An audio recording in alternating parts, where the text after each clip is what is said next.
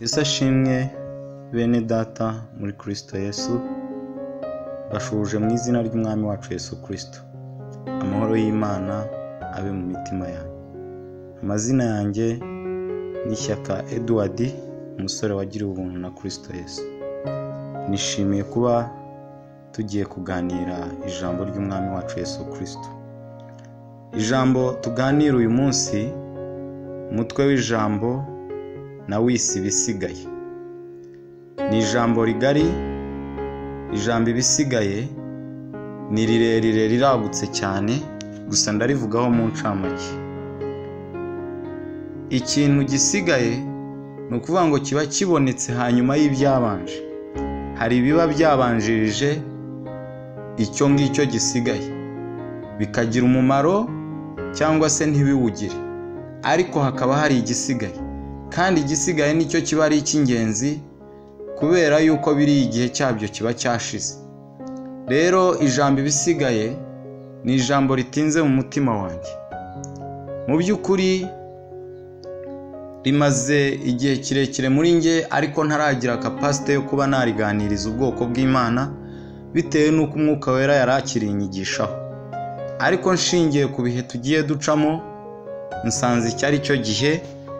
Reka dusome ijambo ry'Imana dusanga mu Befeso ibice 6 umurongo wa 10.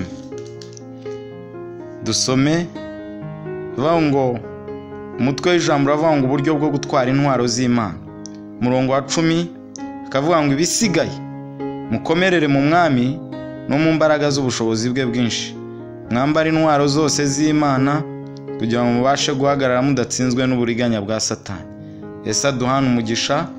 Turongera dusome ijambo dusanga mu Baheburayo ibice 13 umurongo wa 8. Dusome Yesu Kristo ko yari ari ejo n'uyu munsi niko ari, kandi niko azahora n'iteka ryose.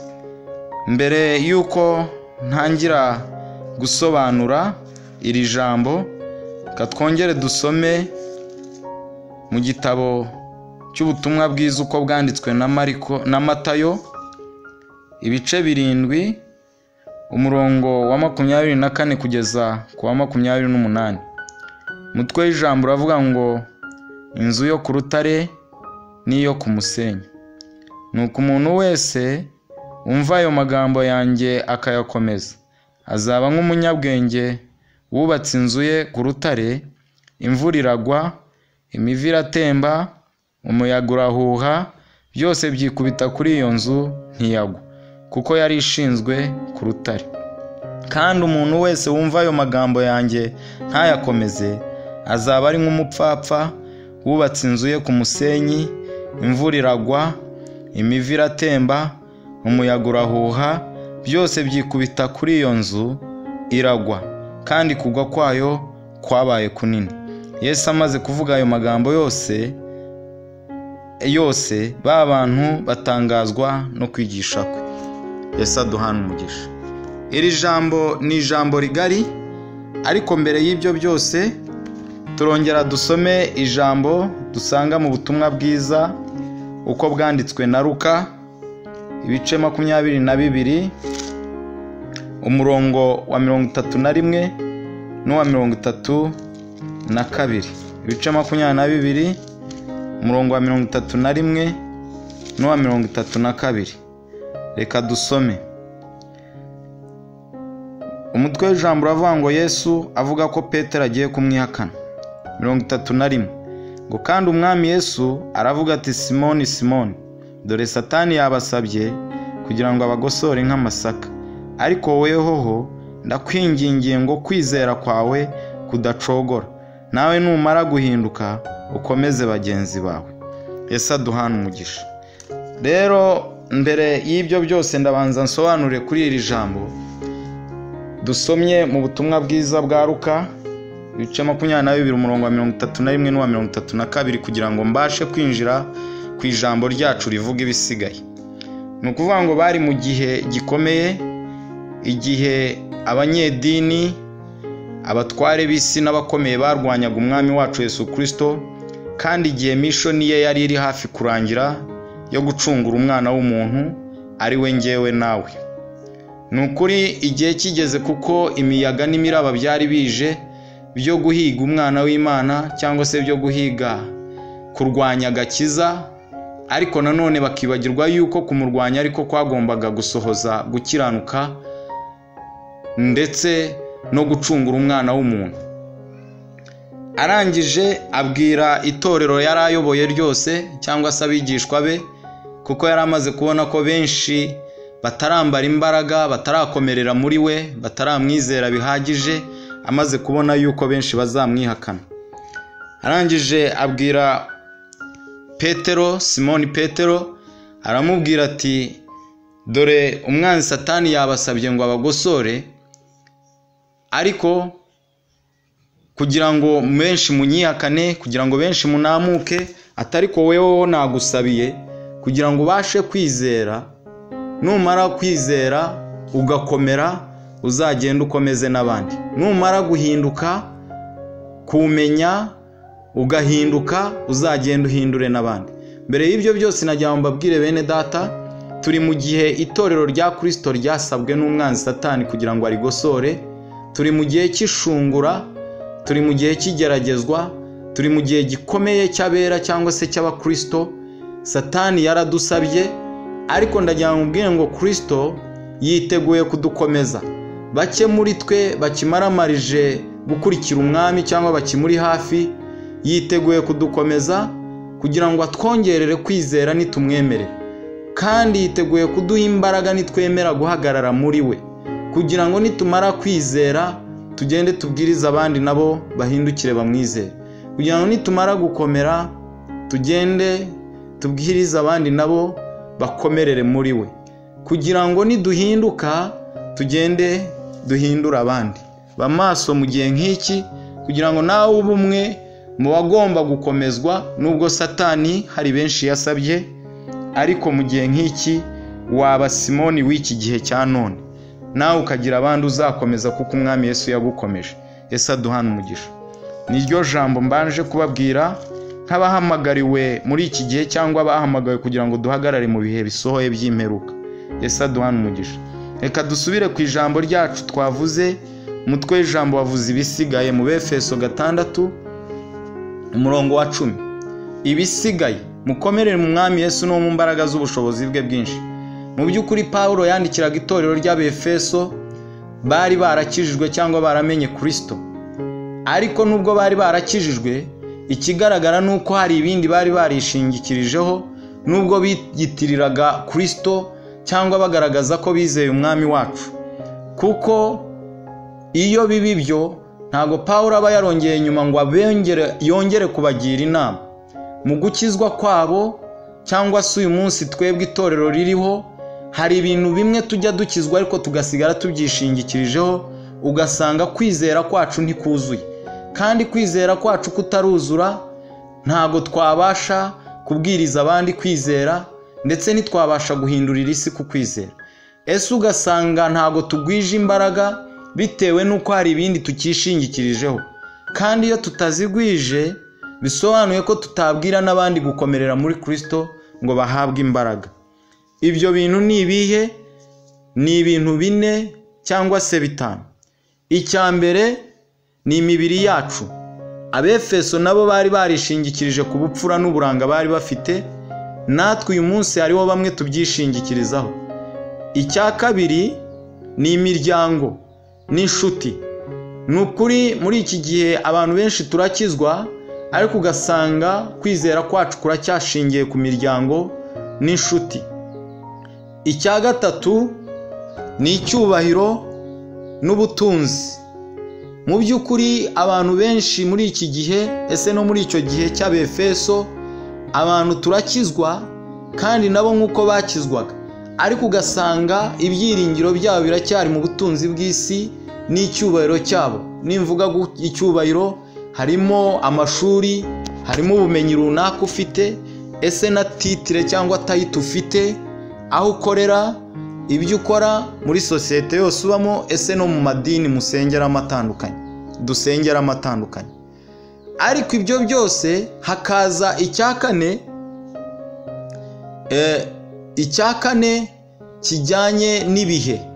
Abantu bajya bishingikiriza ku bihe byiza bakumva ko bageze iyo bajya, tukibagirwa yuko tukiri mu rugendo tugifashe igihe mu ntambara. Ibyo byose nk'uko ari bine mbishyize mu ncamake, dusanga iryo torero ryo muri Efeso ari ibintu bimwe bari barishingikirijeho. Natwe uyu munsi wa none itorero ririho muri iki gihe cy'imperuka, abantu benshi bamwe twakiriye agakiza, twitirirwa Kristo, twitirirwa izina ry'umwami wacu, ariko ugasanga tugifite ibyo twishingikirijeho. Kandi iyo tukishingikirije kuri ibyo bintu, kwizera kwacu ntigushobora kuzura, ndetse nta nubwo ubutumwa bwacu bwagira imbaraga, kubera yuko tuba tugifite urukuta hagati yacu na mwami Yesu. Ariko ibyo byose nubwo tubyishingikirizaho, bigereranywa n'umusenyi. Hari ijambo twasomye mu butumwa bwiza bwa Matayo, ibice 7 umurongo wa 24 kugeza kwa 28, hatweretse umunyabwenge wubatse inzu ye ku rutare, ndetse n'umupfapfa wubatse inzu ye ku musenyi. Ibyo byose by'isi bigereranywa n'umusenyi, kuko nubwo umuntu ashobora kubyishingikirizaho cyangwa ibyiringiro bye bikaba muri ibyo, ariko ni ibintu bihinduka. Ndahera ku cyambere. Icyambere, imibiri yacu, ese uburanga bwacu, ikimero cyacu, ubukwerere n'ubushongore byacu, ni ibintu bijya bihinduka. Nagiye ngira amahirwe yo gusura abarwayi barwaye kanseri. Wareba umumama, ese umupapa, ese umusore n'umukobwa, kandi nabo barigeze kugiraho ikimero cyiza, ugasanga umuntu umubiri waramuhindutse, wamureba bikagushobera, ukabona umutwe wonyine. Umubiri warakokose, utabasha gutandukanya ingingo z'umuntu, kubera yuko uwo ni umubiri urahinduka. Nshuti yanjye ndagira ngo mubwire ngo we kugutinza, kubera yuko uwo mubiri urahinduka, uwo ugereranywa n'umusenyi. Nk'uko twasomye ijambo ry'Imana uhereye ku murongo wa 26, ibice 7 ubutumwa bwiza bwa Matayo cyane aho ngaho, hatweretse yuko umuntu wumva ijambo ry'Imana ntarikomeze, ahubwo akagira wenda ibindi agenda yishingikirizaho, uwo nguwo aba ari umupfapfa. Ibyo yishingikirizaho byose biba ari umusenyi, kuko igihe icyo ari cyo cyose byatemba. Ndabaha urugero rumwe. Niba ushaka kubimenya, uzafata ikirundo cy'umusenyi, ese umucanga, ukirunda ahantu mu gihe cy'imvura. Imvura izagwa, umunsi wa mbere, uwa kabiri, ukwigwa n'imivu itemba, wa musenyi nusubirayo uzasanga utagihari, waratembanwe, waragiye. Ni ukuvuga ngo ibyo byose nubwo wabyishingikirizaho cyangwa nubwo wabigira, uwo mubiri ukawishingikirizaho, ariko ni umusenyi, kuko igihe icyo ari cyo cyose urahinduka. Ndetse usibye no kubihinduka, usibye n'uburwayi tujya ducamo, imibiri ikababazwa, ni ukuvuga ngo umubiri igihe cyawo ni gito kuri iyi si, kuko hari igihe uzabora ukavaho. Icya kabiri ni imiryango. Abantu bamwe bishingikiriza ku miryango ikomeye, cyangwa se ku nshuti n'abanyacyubahiro bakomeye baba baziranye nabo, bakibwira yuko ibintu byose bishobora gutungana kubw'inshuti n'imiryango afite. Ariko ndagira ngo mbwire ngo imiryango y'isi, hari benshi tuzi, imisozi yari yuzuyeho imiryango runaka, ugasanga umuryango utuye ku musozi wose, ariko ejo ugasanga wa muryango warazimye, nta n'umwe ugihagaze, ese hari 2 cyangwa 3, kandi bose bari bafite imiryango ikomeye ndetse migari. Abanyacyubahiro wakwishingikirizaho cyangwa inshuti bajya bahinduka, ndetse igihe cy'umwana w'umuntu ku isi ni gito, nk'uko ijambo ry'Imana muri Yobu ritubwira yuko ku iminsi y'umuntu ari nk'igicucu, ushobora kumwishingikirizaho igihe cye kigashira. Kandi n'iyo imiryango yaba ihari, ese n'izo nshuti uyu munsi bashobora kugukunda ariko ejo bakakwihinduka, kuko n'abana b'abantu ntabwo dukwiriye kubishingikirizaho. Icya gatatu ni ubutunzi n'amashuri. Ijambo ry'Imana mu gitabo cy'Imigani ibice 23 umurongo wa 3 ndibisobanura neza, rikatwereka yuko, reka dusome Imigani ibice 23 umurongo wa 3, umurongo wa 5, mumbabarire, 23 umurongo wa 5, ngo mbese wahanga amaso ku bitariho, kuko ubutunzi butabura kwitera amababa bukaguruka nk'uko igisiga kirenga mu bushwi. Yesu aduhana umugisha bene data. Ni ukuvuga ngo ubutunzi bw'isi hari igihe uyu munsi uba ufite, ariko ejo bukamera amababa nk'uko inyoni zifite amababa cyangwa ibisiga, bukaguruka bukagenda. Ushobora kuguruka ubureba ntubugarure, kandi nanone wa wundi utabufite ugasanga bugurutse bugiwe. Mu yandi magambo, bushobora kuguruka buva iwanjye bugi w'abandi, cyangwa bukaguruka buva iw'abandi buzi iwanjye. Ntabwo ubutunzi bufatika, ni ibintu bihindagurika, nawo ni umusenyi.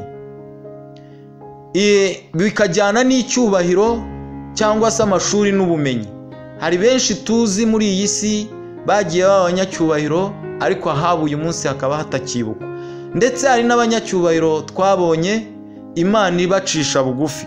Iyo usomye mu gitabo cya Danieli ibice 4 guhera ku murongo wa 25 kurangiza icyo gice cyose, hatwereka uburyo umwami Nebukadinezari yari umuntu ukomeye, yarubatse inkike n'umurwa ukomeye w'i Babuloni, ariko igihe kigeze cyo kuba yaragiye kwishimira mu cyubahiro cye no kwirata ibikomeye yakoze, acishwa bugufi, Imana imutwara mu ishyamba kubana n'inyamaswa arisha, kandi yari umwami.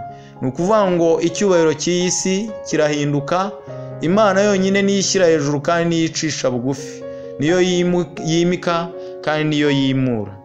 Ndagira ngo nkubwire ngo kwishingikiriza ku cyubahiro cy'isi ntacyo bimaze, kuko nawo ni umusenyi. Ndetse ijambo ry'Imana mu Migani ryabisobanuye neza, riravuga ngo umunyacyubahiro iyo apfuye, ngo ibyo gukomera kw'inzu ye biba birangiye, biba bishize. So ikiruta ni ukwishingikiriza ku mwami Yesu, kuko icyubahiro cy'isi nacyo ni umusenyi. Igihe icyo ari cyo cyose cyashira, cyatembanwa, kuko hari ibihe abanyacyubahiro bageramo bagahura n'ingorane n'ibikomeye, bigasoza cya cyubahiro cyabo kitakiriho. Yesu aduhana umugisha bene data. Ikindi twavuze cya nyuma mu buryo bw'incamake cya 4 ni ibihe. Ibihugu bijya bibaho mu bihe by'umudendezo, bakumva baguwe neza. Abakristo tukabaho mu bihe by'umudendezo, tukumva tuguwe neza.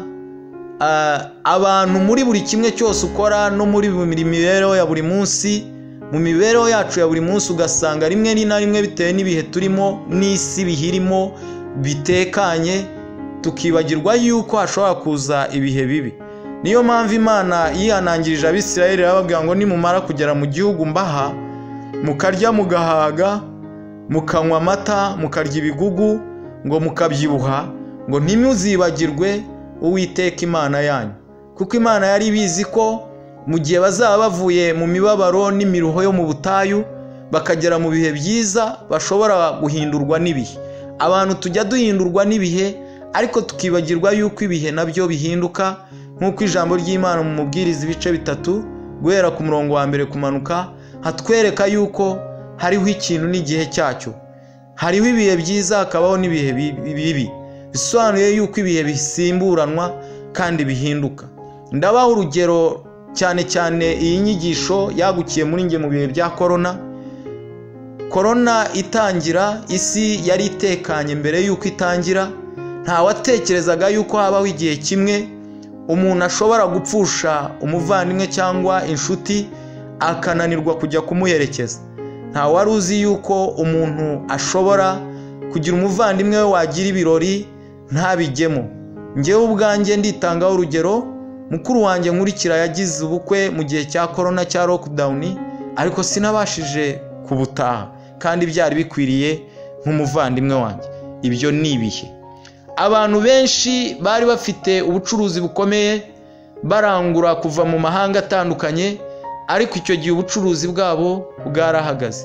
Abari mu ma ofisi barayakinze, abari bafite amamodoka bamwe bambuwe uburenganzira bwo kuyagendamo, abarwaraga bakajya bakurira indege kujya kwivuza mu mahanga.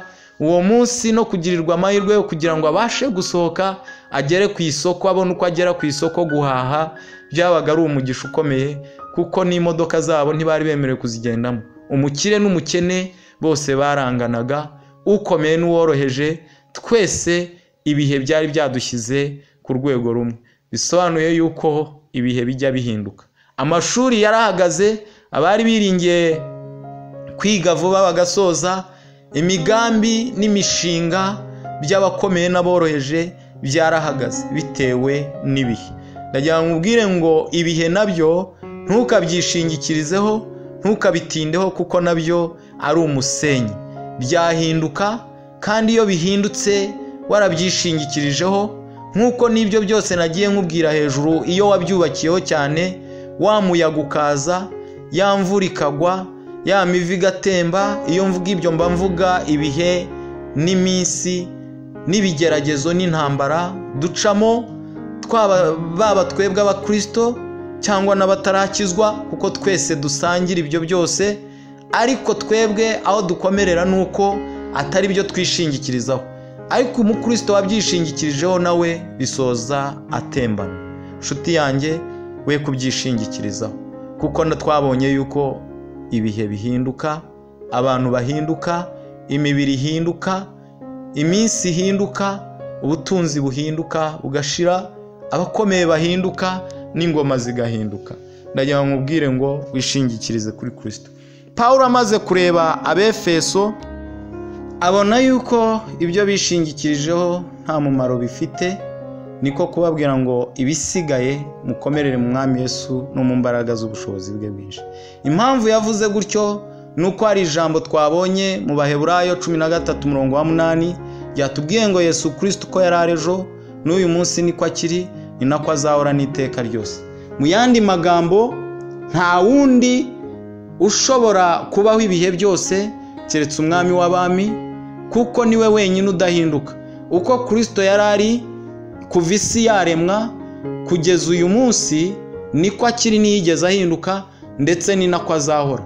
Uko yabanye n'abatubanjirije n'uyu munsi niko yabana natwe, kandi niko azabana natwe. Uko yabanye n'intumwa n'abahanuzi akabana nabo. Abana b'abantu igihe kimwe cyarageze, Abisirayeli Farawo arabihinduka arabakurikirana, ariko Imana ntiyigeze ibatererana.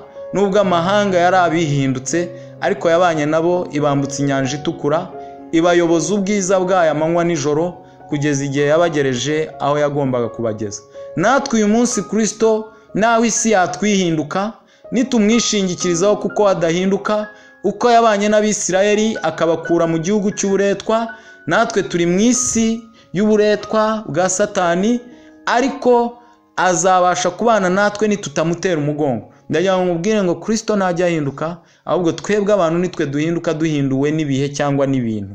Ariko ndakwifuriza nshuti yanjye kudahinduka, kugira ngo akomeze abane natwe, atuyobore nk'uko yayoboraga Abisirayeli, azatugeze mu gihugu cy'isezerano, ari bwo bugingo buhoraho.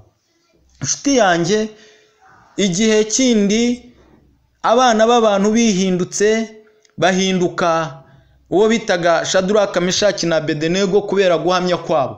Bisobanuye ko n'abavandimwe n'inshuti n'imiryango bari babazi icyo gihe, bitewe n'uko bo bahamirije mu gihe gikomeye bakabihinduka, nabo bahise babihakana kugira ngo nabo batagaragarwaho n'umugayo. Ariko Kristo bamaze kubaciraho iteka, babanaze mu muriro, naho abana b'abantu baduciraho iteka, naho isi yaduciraho iteka, iyo wikomereje muri Kristo kuko wadahinduka, ntago azakwihinduka kuko abantu bakwihindutse, ntago azakwihinduka kuko ubwami bw'isi bwahindutse, nta nubwo azakureka kuko ubutunzi bwashize, ndetse ntazakwihinduka kuko umubiri wakwihindutse.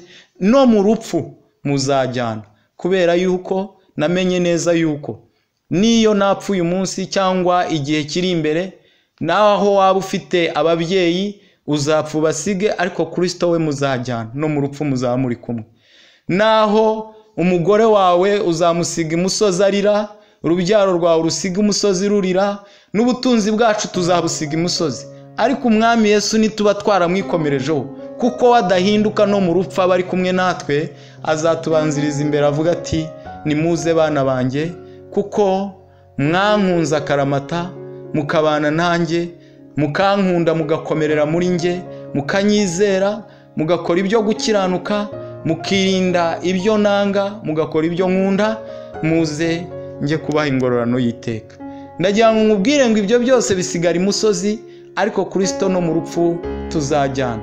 Wa munsi umubiri wanjye uzaba waboze unuka, nyuma y'iminsi ibiri abankundaga bose bancaho bifashe ku mazuru, ariko umwami Yesu we ntazigera yifata ku mazuru, ahubwo azanyambika ubundi bwiza tujyane. Icyo nshaka kuvuga ni iki?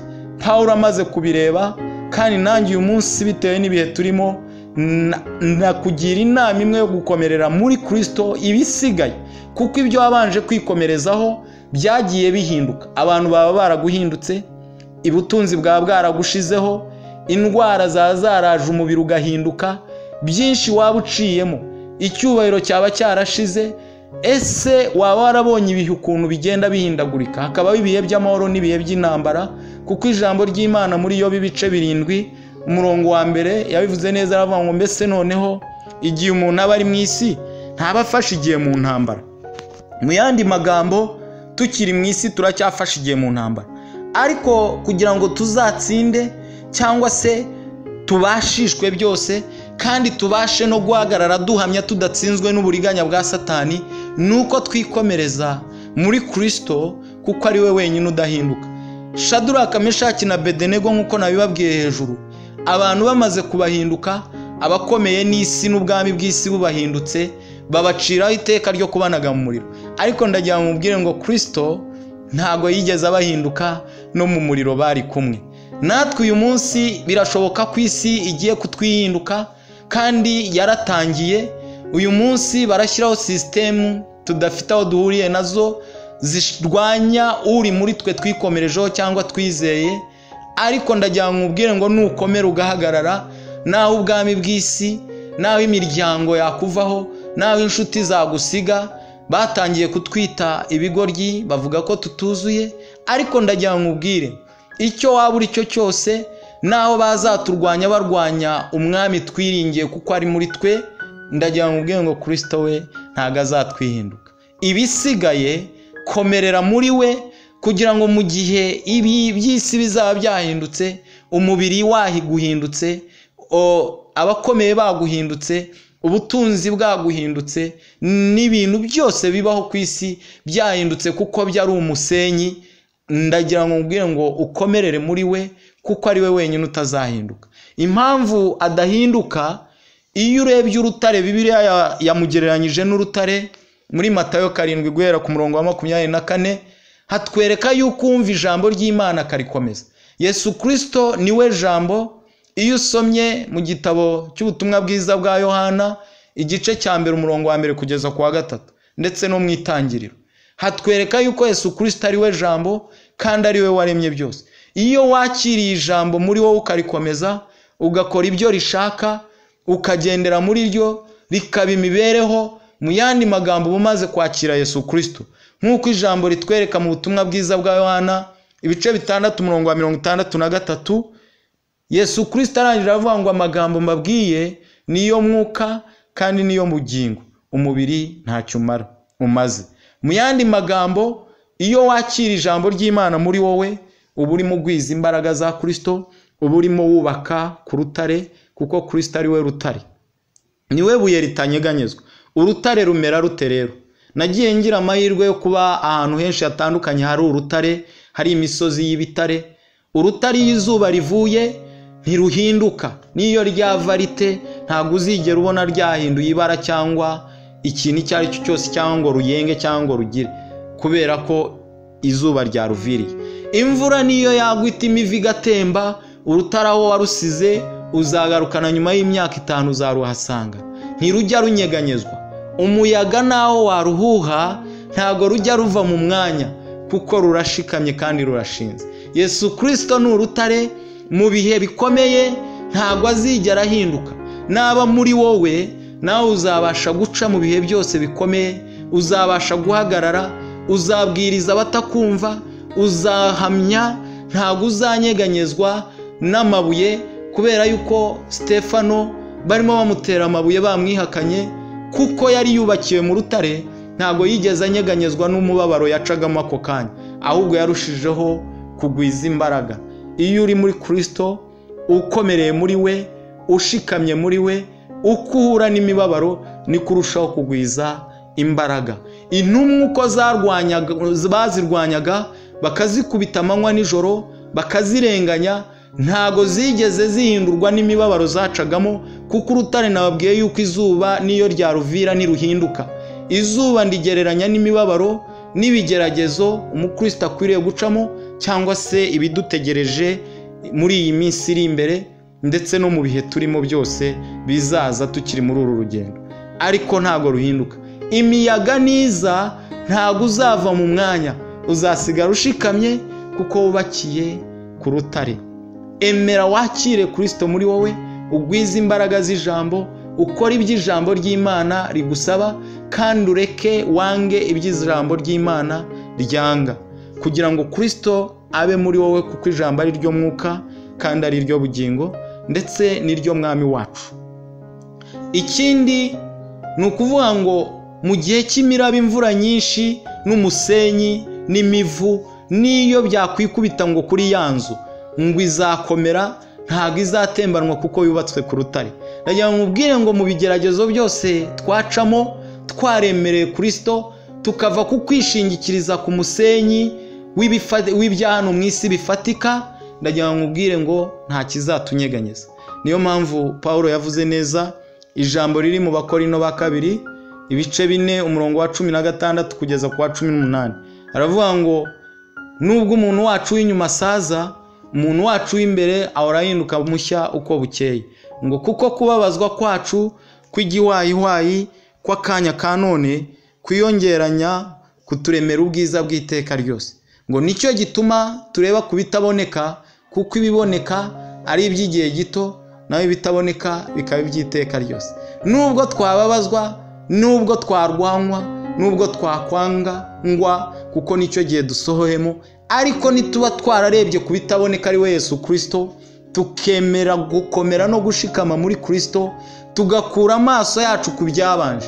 Ndagira ngo ubaze inshuti yanjye, ni byinshi waba waraciyemo, wagiye ushyiramo ibyiringiro byawe ariko bikagutenguha, ariko Kristo wenyine niwe utajya utenguha umwana w'umuntu. No mu rupfu tuzaba turi kumwe, mu mibabaro atuba hafi, mu bukene akabana natwe. Ni umwami udahinduka, ndetse nta n'agaca afite ko kuzahinduka, kuko ijambo ry'Imana ryatubwiye yuko uko Yesu Kristo yari ariko akiri, ari nako azahora. Inshuti yanjye, ibisigaye dukomerere mu mwami Yesu no mu mbaraga z'ubushobozi bwe bwinshi, kuko ibindi byose twagiye twiringira byagiye bidutenguha, ariko Kristo mu bihe dusohemo by'imeruka, ndetse no mu bihe by'abatubanjirije, ntago yigeze ahinduka, nta na rimwe yigeze yihakana uwamwemeye akamwizera akamwegera. Tumwegere kuko ari we buye rikomeza imfuruka. Ibindi byose ntago bishobora gukomeza imfuruka, ibindi byose ni umusenyi. Inzu ntago yakubakwa, fondasiyo y'inzu iyo ari yo yose ntishobora kubakwa n'umusenyi, kubera ko ntago ibikomeye, ariko niwe buye rikomeza imfuruka, ryanzwe n'abubatsi. Kandi ndagira ngo mubwire ngo niba ryaranzwe n'abubatsi, natwe abaryubakiyeho tugomba kwangwa, kubera yuko nawe ntibamukunze. Yaravuze ngo ntago umugaragaro utashebuja, niba baranyanze namwe bazabanga, kandi niba barankunze namwe bazabakunda. Tugende dukomereye mu mbaraga, ibisigaye dukura amaso ku byashize, dukura amaso ku biriho n'ibizaza, ahubwo duhanga amaso umwami wacu. Ibisigaye dukomerere muri we no mu mbaraga z'ubushobozi bwe bwinshi. Dukomere, tugende duhindura abandi, dukomeze abandi, twezwe, tugende tubwira abandi ibyo kwera, twizere, tugende tubwira abandi ibyo kwizera, twihane, tugende tubwira abandi ibyo kwihana. ibyo tuzacamo byose tuzaba dukomeye. Ibisigaye dukomerere Umwami Yesu no mu mbaraga z'ubushobozi bwe bwinshi, ari we Mwuka Wera twahawe, ari we Jambo ry'Imana. Ndabakunda. Shalom.